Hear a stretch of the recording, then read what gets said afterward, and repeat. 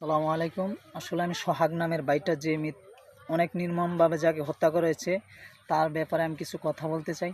আসলে আমরা একটা সময় বাংলা সিনেমা দেখতাম, বাংলা সিনেমার মতন এরকম মনে হয়েছিল, কারণ যেন দূর থেকে দেখি মানুষগুলো তাকিয়েছিল। তারপরে যে এরকম মনে হয়েছে মানুষটাকে মাটির মধ্যে শোয়া পাথর তুলার পাথর দিয়ে আঘাত করতেছে, এরকমভাবে মনে হয়েছে।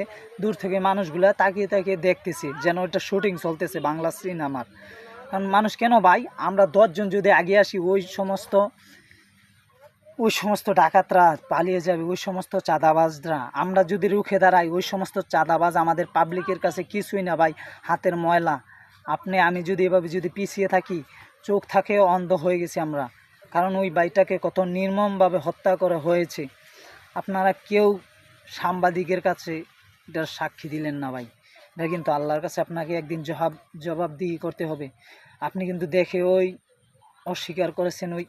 ওই সময় যদি আমি থাকতাম, আমি ঠিকই ওই সাংবাদিকের সামনে গিয়ে বলতাম যে এরম এরম লোকটি মেরেছে।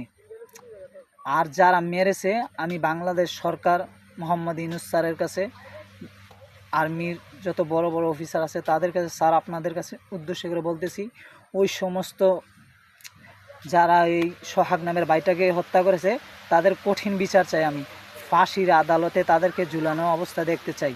এই ভিডিওটা যারা ভালো লাগে শেয়ার করে দেবেন, একটা কমেন্ট করবেন, আপনার সুন্দর করে একটা কমেন্ট করবেন। পরবর্তী সময় যেন আমি ভালো একটা ভিডিও বানাতে পারি। আসসালামু আলাইকুম।